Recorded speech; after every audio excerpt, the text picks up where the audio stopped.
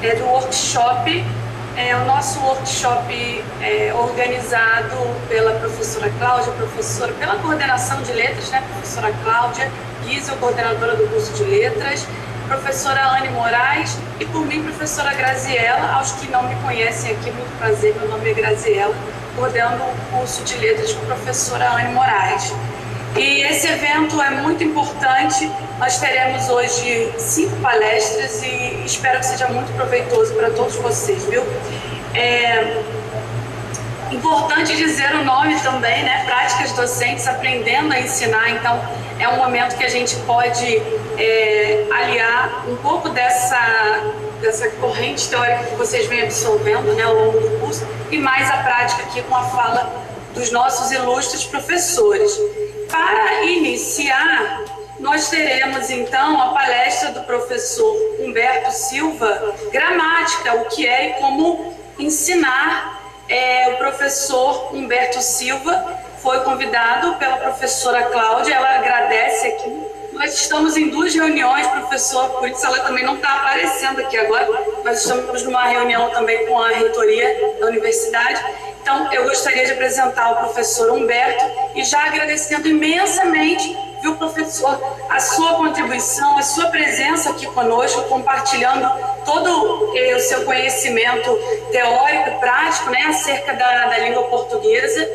Então, é importante também trazer aqui algumas informações do professor que graduou-se, né, pela Universidade Federal do Rio de Janeiro, tem especialização em leitura e produção de textos, mestrado em educação pela Universidade também Federal do Rio, foi professor auxiliar de língua portuguesa na Estácio de Sá e professor supervisor do PIBID, né, aí que nós podemos estreitar os laços e tudo, no Colégio Estadual Intercultural Hispano-Brasileiro João Cabral de Melo Neto, né, onde o senhor atua como professor regente. Tem interesse em pesquisas sobre a língua materna e língua estrangeira, o fenômeno da literatura e suas produções geológico-discursivas no âmbito da educação e da comunicação.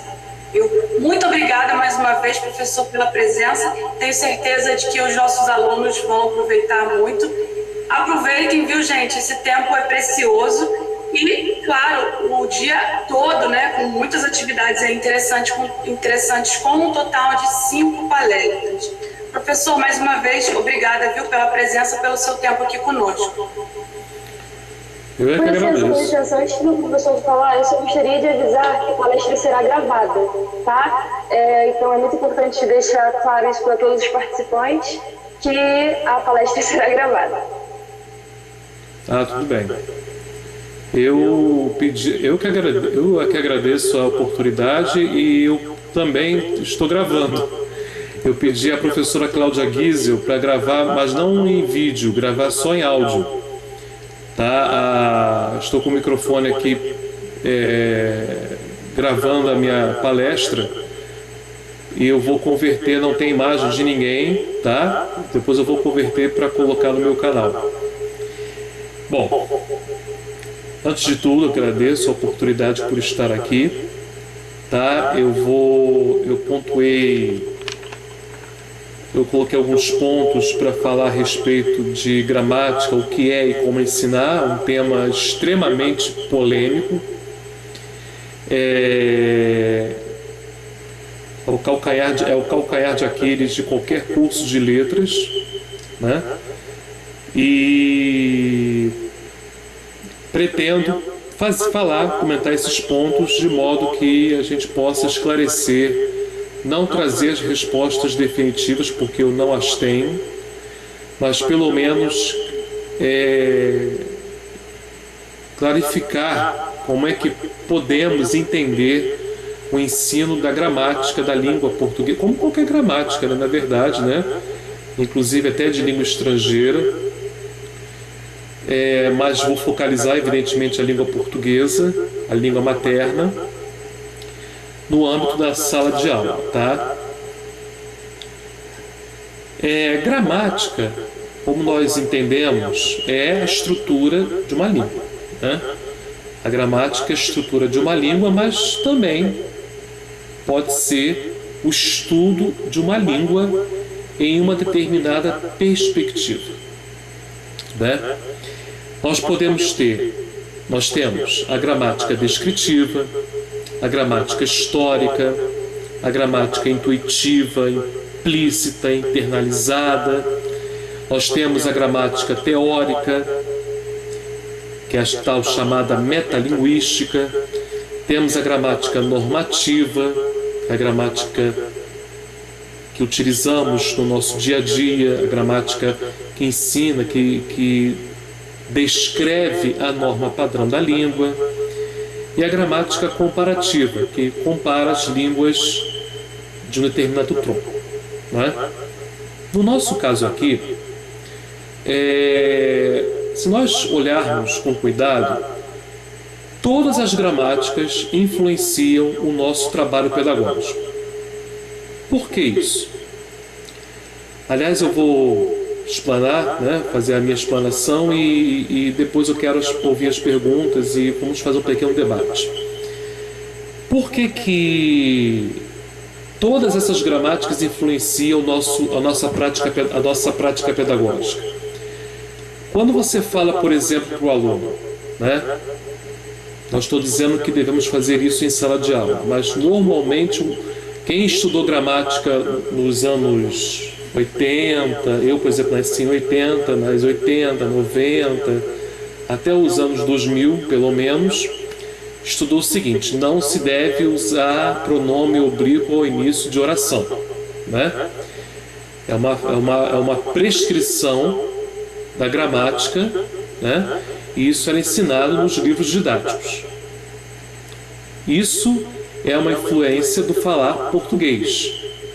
É uma descrição do falar português que tem a sua questão histórica, que nós herdamos por termos sido colônia de Portugal, né? E aí nós herdamos isso na nossa língua. E aí nós, até hoje, estamos aqui nesse momento, né, dia 22 de março, discutindo. Eu vou aproximar aqui um pouquinho. Eu vou desligar a minha imagem, eu vou ficar aqui então com o microfone para vocês ouvirem bem, tá? Não, eu não consigo aumentar. Se eu abaixar o volume, peraí, eu vou abaixar o volume do meu monitor. Pronto. Eu acho que agora deve ter melhorado. Acho que agora melhorou. Né? Melhorou? Alguém pode falar alguma coisa só para ver se eu escuto bem? Alô, consegue me ouvir? Consigo ouvir bem, sim. Ótimo. A gente também está ouvindo melhor. Então eu vou ficar o seguinte, eu vou ficar então com... Eu vou desligar minha imagem e eu vou ficar falando então na câmera, que o microfone tá na câmera então, tá? Até para poder... É que eu estou tentando gravar também a minha fala, mas não é por causa disso não, porque eu já fiz outras vezes isso, acho que alguma configuração do microfone. Hoje o microfone resolveu dar alguma coisa do sistema, mas tudo bem. O que importa é que vocês ouçam bem a minha voz. Então, onde é que eu estava? Vamos lá. Então, enfim. Nós ensinamos regras gramaticais baseadas, né? Baseando-se nas questões históricas coloniais, na fala de Portugal. E nós não nos damos conta dessas questões. E como tem sido o ensino de gramática nos últimos tempos, pelo menos no Brasil? Ainda tem sido a atividade de classificação, gramática teórica, né? Aquela classificação, oração subordinada, substantiva, subjetiva, reduzida de infinitivo, né? O estudo da norma padrão, que em muitos casos conflita com a norma culta. Professor Humberto, qual é a diferença entre norma padrão e norma culta? Tem diferença? Tem diferença. A norma padrão é uma coisa e a norma culta é outra. A norma padrão é um ideal linguístico a ser alcançado. E a norma culta é a norma efetiva, utilizada efetivamente entre os falantes cultos. que, segundo a linguística brasileira, ainda considera os falantes cultos aqueles que detêm o diploma de nível superior. Mas isso tem sido revisitado. Não é? Os falantes cultos, eles se direcionam, né? Eles têm como base essa norma padrão, né? Para, em falas mais monitoradas, utilizarem a língua portuguesa. E diante desse quadro, qual é o papel do professor? Ele é um mero reprodutor do livro didático? Não é? Ele reproduz apenas o que o livro diz? Ainda mais agora com a BNCC, com a questão da resiliência, né? Ensinar resiliência, como é que o professor deve lidar com isso? É possível aprender gramática? Estou lançando algumas perguntinhas para a gente tentar respondê-las ou não, né? Vamos pensá-las ou não. Primeira coisa que temos que pensar é o seguinte: o texto ele tem que ser o objeto central de estudo de língua em sala de aula, em prol do letramento crítico. Tá? O que é o letramento crítico, né? O que seria esse letramento crítico em aula de gramática? Eu acho que vocês já ouviram falar sobre isso. Espero que sim. Por que certas construções existem em detrimento de outras? Por exemplo, vamos pensar em um caderno de esportes. É fácil encontrar no caderno de esportes orações em que o sujeito vem posposto ao verbo. Por exemplo, sobraram chutões no segundo tempo. Vou repetir. Sobraram chutões no segundo tempo. Né? Em vez, pela ordem sujeito, verbo, objeto, chutões sobraram no segundo tempo. Por que isso acontece? O sujeito da frase, chutões, ele não é prototípico, ou seja, ele não é agente, ele não é humano, né? Assim como, por exemplo, o jogador marcou um gol. Esse sujeito, o jogador, ele é um sujeito prototípico, sujeito agente, humano, né? Então, essa situação leva ao estudo de uma questão da norma padrão muito peculiar, a concordância.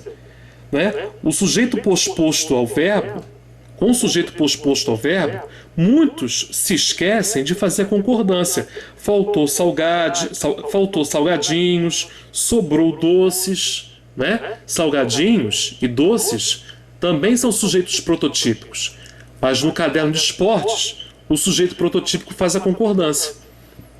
Mas por que faz a concordância? Porque existe um grau de monitoramento maior do que em frases como, por exemplo, sobrou salgadinhos, faltou doces, enfim. Então, num ensino de língua, valeria mais a pena, no caso, a comparação. A comparação entre uma sentença e outra. Não é simplesmente ensinar a regra, ensinar e pronto, acabou. Não, investigar o porquê de tal regra acontecer em uma situação comunicativa e por que a mesma regra não acontece em outra situação comunicativa. É por isso que Marcos Banho vai dizer que língua não basta comunicar. Basta comunicar que já basta. Não é a comunicação.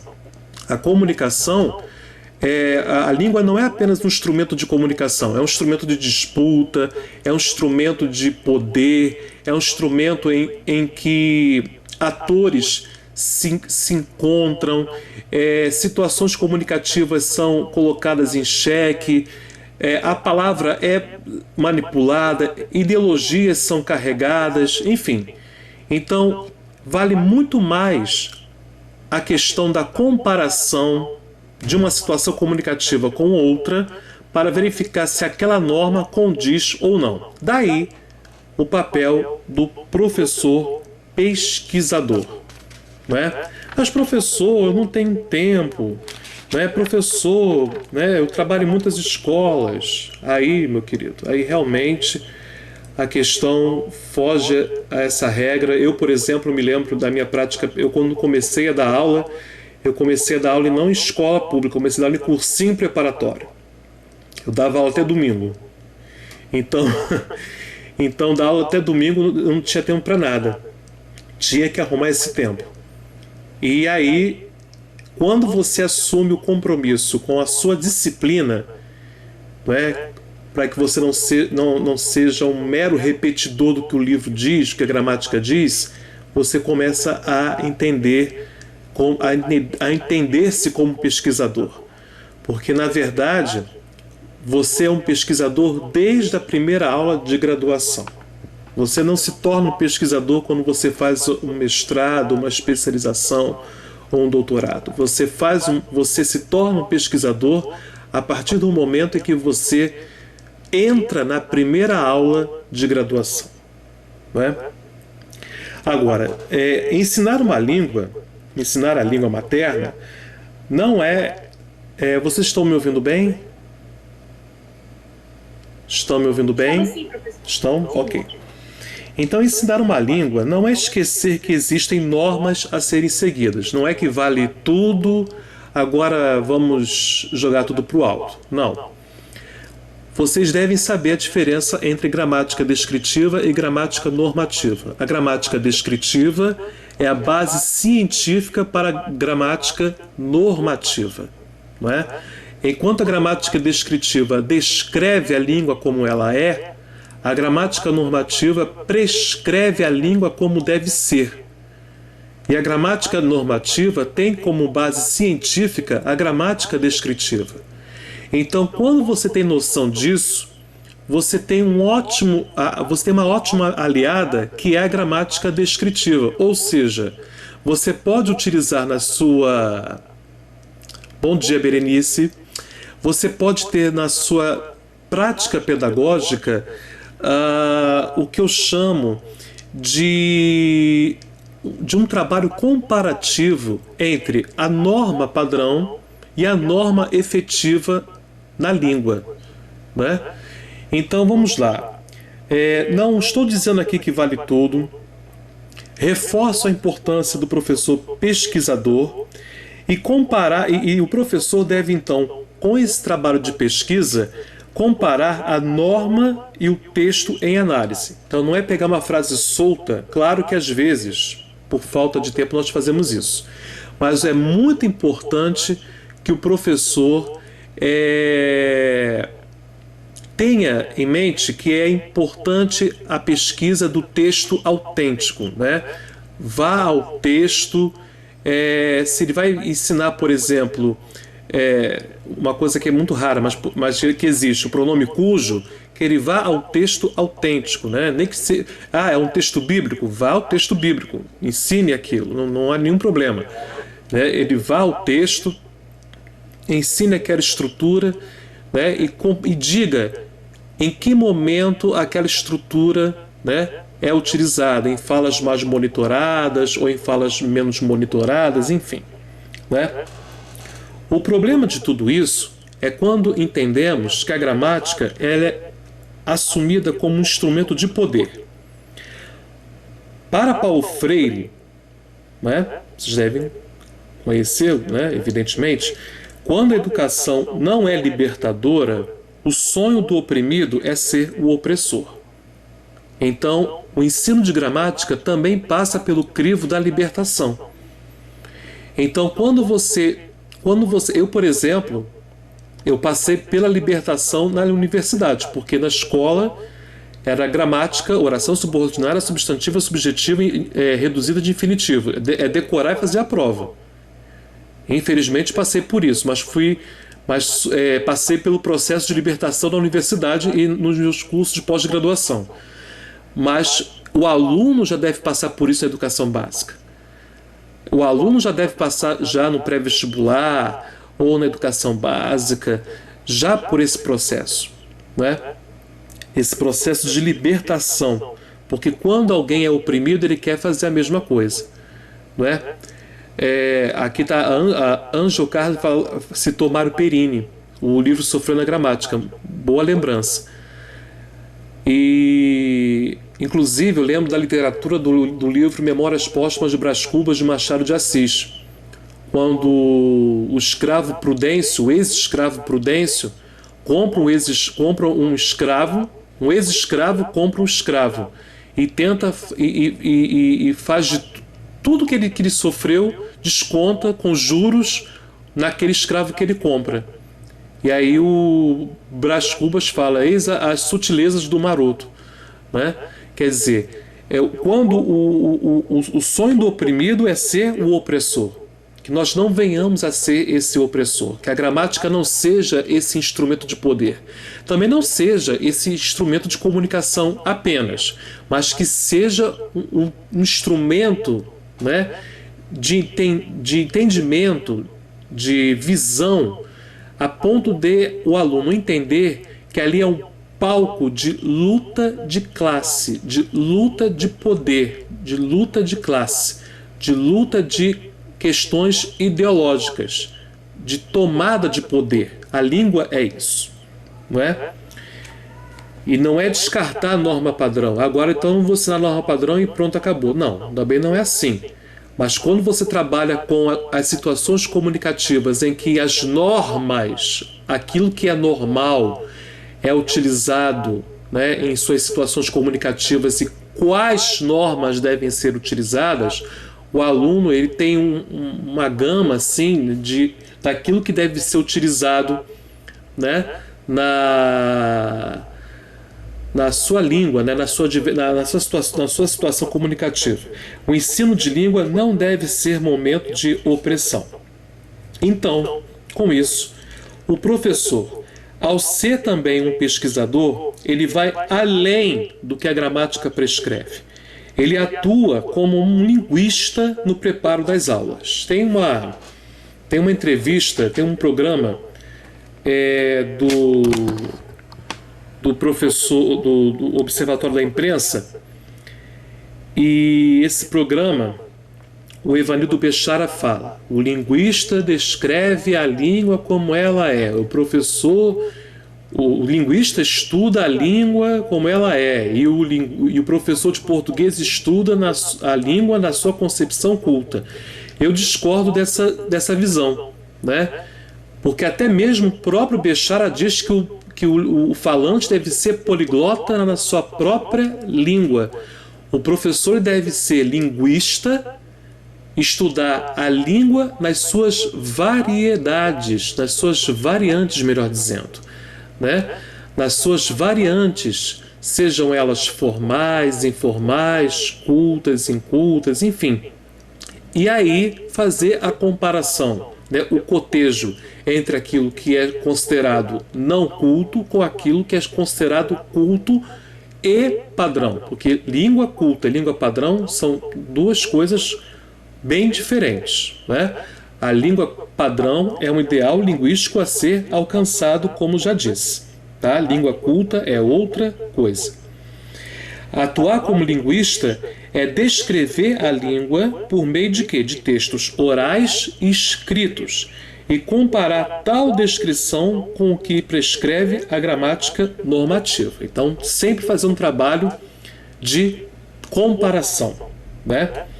Por exemplo, o pronome cujo, como disse ainda há pouco, né? Isso, e variações. Só em textos de monitoramento mais formal que o pronome ocorre. Então, quer dizer que o pronome, o cujo, então, o Marcos Banho, por exemplo, ele fala que não deve ser o aluno não deve ser martirizado com isso. Aí alguém com uma leitura mais descuidada vai dizer o seguinte, então não vou ensinar o cujo para o aluno, porque o cujo é uma coisa quase em extinção na língua portuguesa. Não, ele pode encontrar aquilo em textos religiosos, ele pode encontrar aquilo em textos mais formais. Então ele pode sim, né?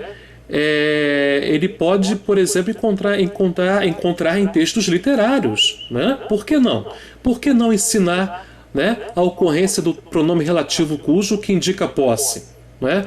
Agora, isso não quer dizer que ele agora vai inculcar o aluno a ponto de ele ter de decorar aquele pronome como se fosse a única coisa da língua a ser aprendida. Também não é assim. O papel do professor como pesquisador requer, por exemplo, uma pesquisa, por exemplo, ao projeto NURC, Norma Urbana Culta, né? Que é um projeto, os dados desse projeto, por exemplo, os dados desse projeto estão na internet, né? É um projeto em nível federal, né? E os dados que foram coletados pela UFRJ estão na internet, o texto oralizado, ou melhor, a transcrição e a gravação. O professor pode lançar mão desse material para poder trabalhar em sala de aula, embora sejam gravações dos anos 70, ele pode, por exemplo, pensar em práticas pedagógicas a respeito, por exemplo, do uso do agente do nós. Nesse projeto, por exemplo, há 311 ocorrências do agente contra 374 ocorrências do nós. Há uma diferença de 63 a favor do nós, né? Quer dizer, a predominância do nós se explica por quê? Porque a época que foi gravada, que foram gravadas as entrevistas, o perfil social dos entrevistados, todos com nível superior completo, né? Muitas elocuções formais. Então, quer dizer, o uso do nós se dá pela questão do maior monitoramento da linguagem. E esse maior monitoramento da linguagem significa o quê? Que o nós vai prevalecer, mas não quer dizer que o agente não vai aparecer. Então o agente não vai ser usado nas aulas de língua portuguesa, não pode ser cotejado no ensino com o nós, vai ficar eu, tu, ele, nós, vós, eles, ensino do vós ainda. Não que o vós não seja estudado, mas ficar apenas no ensino do vós como se fosse algo pronto e acabado, não questionado, não comparado. Então, é esse trabalho de pesquisa que o professor deve ter na hora de ensinar a língua. Então, o professor ele deve desconstruir essa dicotomia certo ou errado, né? Ele deve substituir essa dicotomia certo ou errado pela dicotomia adequado e inadequado. Por isso, o papel da pesquisa é muito importante. Eu não sei se vocês já viram na graduação a questão dos pronomes apassivadores, mas eu vou falar para vocês aqui. Por exemplo, imagine uma placa e nessa placa está escrito o seguinte: aluga-se casas. Aluga-se casas. Aí você, professor de português, vai explicar o seguinte: pessoal, a concordância, o ser, partícula passivadora, porque o aluga, isso, aluga-se casas. Porque o alugar é verbo transitivo direto, que concorda com o sujeito, então alugam-se casas. Né? Aí o aluno sai feliz da vida porque aprendeu ali. Ele sai da escola, vê uma placa, vende-se ovos. Aí ele também pode deduzir, né? Vamos supor que ele deduza alguma coisa em relação à transitividade verbal. Alugar é transitivo direto, que quem aluga, aluga alguma coisa. Vende-se ovos, quem vende, vende alguma coisa. Também é transitivo direto. Tá. Então por que ali na placa não está no plural e o professor de português está no plural? Diz que tem que estar no plural, né? Então o professor explica uma coisa e a realidade é outra. Daí se entende o trabalho de pesquisa do professor. Daí se entende o trabalho de comparar a gramática descritiva com a gramática normativa. A descrição diz: aluga-se casas, vende-se ovos. Aí a norma padrão diz: alugam-se casas e vendem-se ovos.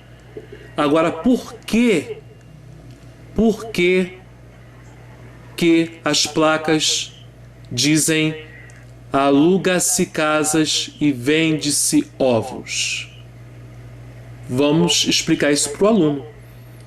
Vamos tentar entender pela gramática intuitiva. Olha aí a gramática intuitiva, a chamada gramática internalizada, a gramática implícita. Por que que o falante ele não coloca o plural? Porque ele é burro, ele não sabe gramática, não estudou? Não, gente, pelo amor de Deus. Né? Não. Os erros, entre aspas, né? Estou colocando aqui aspas. Os erros, entre aspas, têm uma explicação linguística. Todo erro, embora eu não goste de usar essa palavra erro, mas o erro tem uma explicação linguística. Por isso que nós temos que substituir essa dicotomia certo ou errado pela dicotomia adequado e inadequado. Então, por exemplo, por que que o aluno encontra essa placa aluga-se casas? Por quê? Vamos lá. Na norma padrão, alugam-se casas, o se é partícula passivadora. E o verbo transitivo direto ele pode ser colocado na voz passiva analítica, porque alugam-se casas, vocês aprenderam, está na voz passiva sintética. E na voz passiva analítica é casas são alugadas. Agora, aluga-se casas, esse se, o falante, ele entende como se fosse um sujeito. Enquanto em alugam-se casas, o sujeito é casas, em aluga-se casas, o sujeito não é casas, é o se. Tanto que no eixo paradigmático, eu poderia substituir o se por algum nome. João aluga casas, Marta aluga casas. E casas aí deixaria de ser o sujeito e passaria a ser o quê? O objeto. Então é por isso que aí você vai me dizer o seguinte: mas professor, não vai fazer confusão na cabeça do aluno? Não. Ninguém está ali explicando gramática para o aluno fazer prova para um concurso público. Ali, o ensino de língua materna na escola não é para preparar o aluno para o Enem. Não é.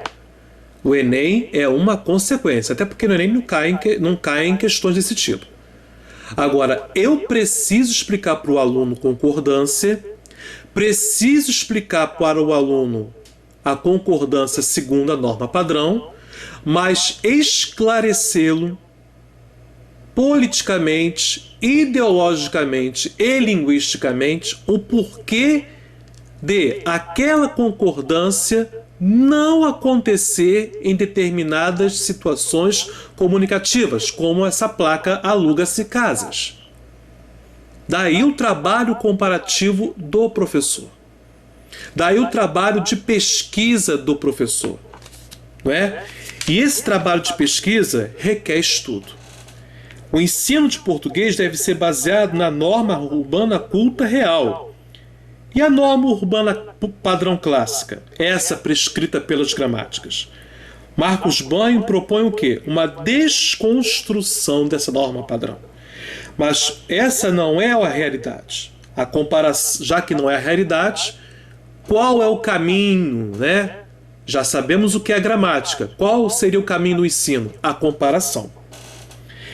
Então, como poderíamos fazer essa comparação? Por meio de atividades chamadas epilinguísticas. Vou repetir. Atividades epilinguísticas. Que atividades são essas, Humberto? São atividades que não recorrem puramente a nomenclaturas, a metalinguagem, mas percorrem ao uso, reflexão e uso. Mesmo utilizando a nomenclatura sujeito-objeto, eu estou refletindo sobre essa nomenclatura. Eu estou refletindo sobre essa nomenclatura e entendendo por que não ocorre a concordância naquela placa de venda do aluguel da casa, melhor dizendo. Não é? Então, o uso de textos autênticos, orais, escritos, e essa função do professor pesquisador é primordial. Então, nós devemos reconhecer e se apoderar dos efeitos de sentido obtidos pelo emprego consciente dos recursos que a língua oferece. Isso é estudar gramática. Não é? Devemos estudar gramática? sim e não. Sim para depreender sentidos de textos. E não quando estamos falando de rotulação estéreo. Ah, aqui é partícula passivadora, aqui é sujeito e aqui é verbo transitivo direto. Pronto, acabou, tchau e até amanhã. Não, aqui a norma padrão diz isso. Porém, existe uma outra interpretação. E essa outra interpretação, ela é situada em falas menos monitoradas, fazendo o cotejo entre a norma padrão e a norma culta, porque até os falantes cultos existem registros pelo projeto NURC dessa falta de concordância entre o verbo transitivo direto e o sujeito no plural. Ok? Educar em língua materna é permitir o acesso dos aprendizes ao maior número possível de modalidades faladas e escritas de sua língua. Modalidades que só se realizam empiricamente. Eu tenho o dado da língua, né? Concreto, na forma de gêneros discursivos, mais monitorados ou menos monitorados, em que vamos buscar as nossas exemplificações do real funcionamento da gramática do português brasileiro. Marcos Banha ele vai propor não o português, ele vai propor o brasileiro. Ainda não chegamos a esse nível, mas até chegarmos lá, pelo menos vamos fazer as comparações e tornar o ensino do português mais consciente, mais concreto e em prol de mudanças. Eu termino por aqui e agradeço a oportunidade para essa fala. E abro aqui para as perguntas.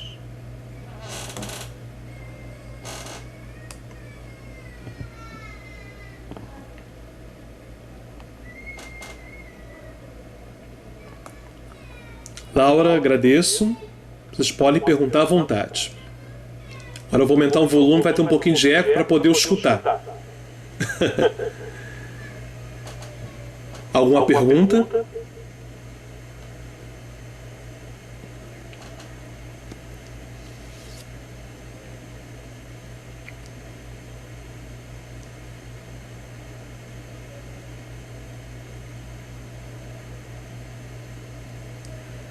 Obrigado. Muito obrigado, eu agradeço.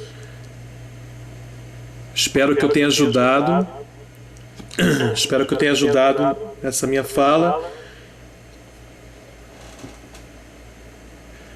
A Eliane pergunta como seria a aplicação dessas aulas online. Da mesma maneira como você aplicaria presencialmente, né? Se você grava uma aula ou quando você coloca um slide, você vai colocar o exemplo lá, a mesma coisa, sem nenhuma diferença. A única coisa que a aula online só ganha um pouco mais quando ela é interativa, quando você faz pelo Meet, né? Agora, quando você grava uma aula, coloca o link e o aluno acessa, não tem aquela interação, né? Já perde um pouco. Isso depende das condições do professor. Mas não seria muito diferente, não. Agora, o que acontece é que materiais, né? Porque o professor ele pode fazer... obrigado pelo link do certificado. Obrigado. Daqui a pouco eu vou imprimir. Muito obrigado. Na verdade, o professor ele pode fazer o melhor com um material muito legal ou com um material muito careta. Por exemplo, nos Estados Unidos, eu soube disso no doutorado, que lá não se estuda gramática como nós estudamos. Na Espanha se estuda ainda gramática, é aquela coisa da classificação e tudo mais. Mas lá nos Estados Unidos eles leem textos literários, né? É o letramento literário purinho. Aqui engatinhamos nisso, né? Tanto que é tema da minha tese de doutorado. Se vai ser aceita, não sei. É uma dúvida ainda, é uma incógnita. A Rosana pergunta: como abordar, por exemplo, a oração subordinada adverbial nessa perspectiva?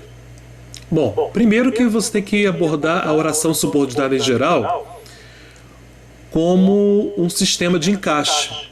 Eu, por exemplo, eu gosto muito de usar copinhos, né? De usar copinhos e mostrar os encaixes. Então, quando uma oração se encaixa na outra, um copinho se encaixa no outro. Aí é a oração subordinada. Quando um copinho só se liga, mas sem se encaixar, é oração coordenada.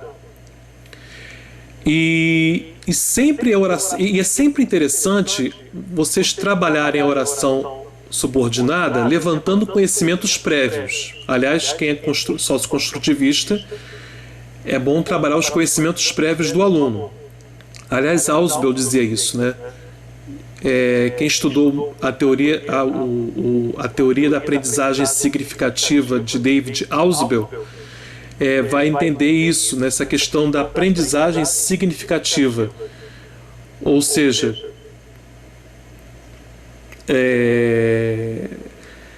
essa questão de o professor trabalhar o conhecimento prévio do aluno para trabalhar outro conhecimento.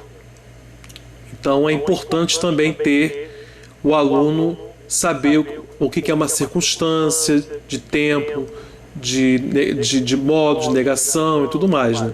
Tanto que a nomenclatura gramatical brasileira não reconhece as orações modais, né? Ela poderia ser uma oração adverbial modal. Quem fala isso é Rocha Lima. Mas aí você não precisa usar isso, você pode usar isso como curiosidade.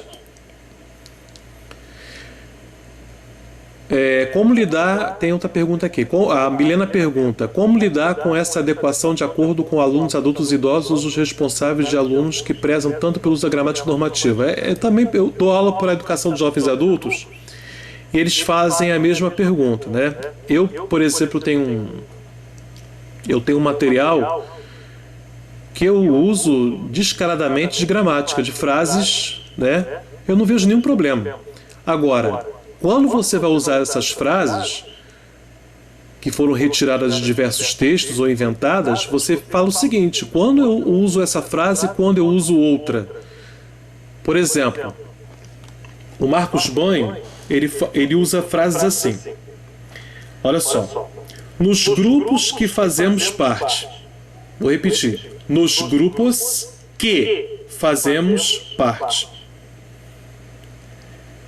Se nós usássemos a dicotomia certo ou errado, deveríamos usar nos grupos de que fazemos parte. Porque quem faz parte de alguma coisa.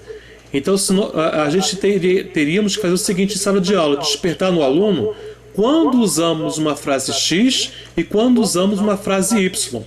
Uma estrutura X e uma estrutura Y. Como eu falei do aluga-se casas e alugam-se casas. Né? É o mais monitorado, o menos monitorado.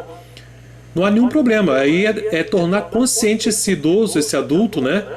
O responsável de alunos, né? Que a gramática normativa não deve ser jogada fora, mas deve ser usada, né? Quando ela deve ser usada? Ela deve ser usada em situações mais monitoradas de comunicação. Por isso o trabalho comparativo entre o que é realmente usado, entre o que é utilizado realmente entre os falantes e o que deveria ser usado. Agora também não... Tem gente que fala assim: tem que usar o que o aluno usa, né?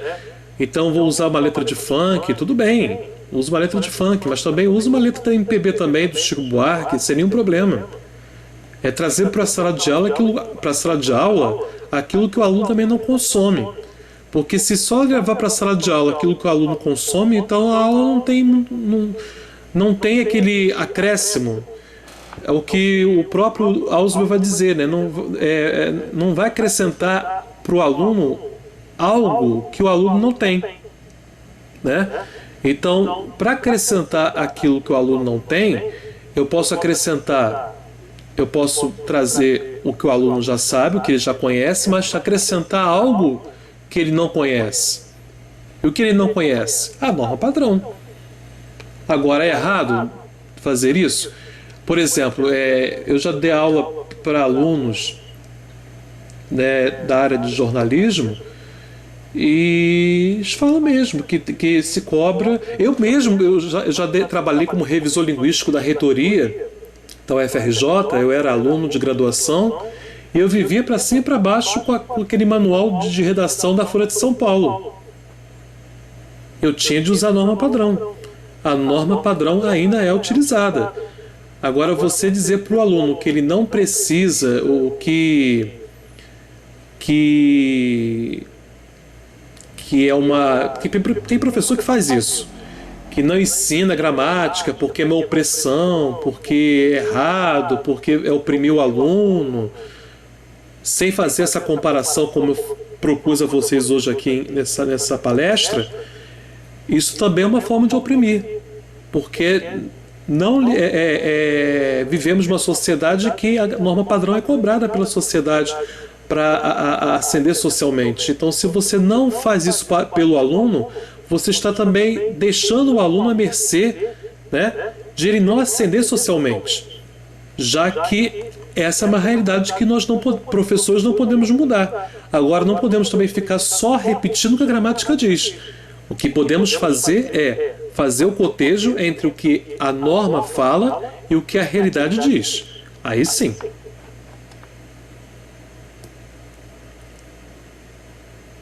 A Deb Boy falou, não entendi a analogia com o copo. Eu vou abrir a câmera. E vou pegar os copinhos. Só um instantinho só.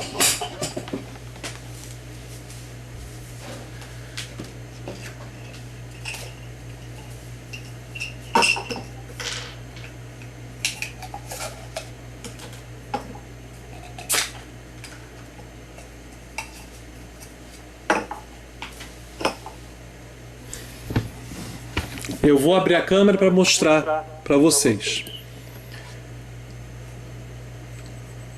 Então vamos lá. Aqui, imagine um copo maior, tá? Vou falar um pouco mais alto. E aqui é o copo menor. Então, quando há o encaixe, esse copo com o menor, é a oração subordinada que se encaixa na oração principal. Essa é a oração principal e essa é a oração subordinada. Então, quando há o encaixe, então nós temos um período composto por subordinação. Agora, quando nós temos o caso de que não há encaixe, ou seja, a oração não exerce função sintática sobre a outra, nós temos casos de oração coordenada. Uma assindética e a outra sindética. Quando há o encaixe, uma oração exerce função sintática sobre a outra oração. Então há um período composto por subordinação. Quando não há o encaixe, é que a oração ela não exerce função sintática sobre a outra oração. Então o período composto é por coordenação. Também não posso falar que a oração coordenada ela é independente e a oração subordinada é dependente. A oração coordenada ela é interdependente. Por que interdependente? Porque se você fala assim, João é brasileiro e Pierre é francês. Pierre é francês e João é brasileiro. Você trocou a ordem. Nesse caso, a ordem dos fatores não alterou o resultado. Agora, acordei, levantei e tomei café. As duas primeiras são assindéticas e a terceira é sindética aditiva. Se eu trocar a ordem, o que vai acontecer? Eu não vou ter sentido. Acordei, levantei e tomei café. Tomei café, acordei e levantei. Como é que eu posso tomar café antes de acordar? Só se for sonâmbulo. Então não dá. Então eu não posso trocar, nem todas as orações coordenadas eu posso trocar a ordem. Então, por isso que essa oração, quando a gramática fala, certas gramáticas falam que a oração coordenada ela é independente, isso é um erro. Isso é uma inadequação.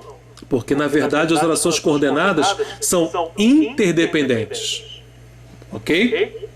Por isso que aí isso aí eu aprendi. E, gente, isso aí não é ideia minha não, tá? Isso aí é um plágio da minha ex-professora de graduação. Ela fez isso com caixinha de papelão. Aí eu melhorei a ideia e usei copinho de plástico. Eu comprei esses copinhos só para isso. Aí eu dou aula. Os meus alunos de educação básica, o ensino médio, usando copinho. É muito engraçado. Os alunos ficam me zoando com os copinhos, mas eles entenderam perfeitamente, porque eu não cobro classificação assim de frase isolada. Eles entendem as orações no texto. Então eles entendem quando há esse encaixe sintático, quando um termo se refere a outro, no texto. Isso que me interessa. Mas já é um encontro que eu posso fazer. A Cláudia Guisa pode me convidar. Eu posso dar um curso sobre isso, que seria interessante também. Né? Aí isso extrapola aqui. Tem outra pergunta aqui da pré-vestibular Uva Prova. Professor, como contornar situações em que pais, alunos e escolas alegam que não ensinamos português de forma certa ao aplicarmos esse tipo de abordagem em sala de aula, seja virtual, seja presencial? Não é que eu não sei se vocês estão aplicando. Eu vejo alunos. Perdão, eu vejo. Vamos lá. Eu vejo professores. Eu vou fechar o meu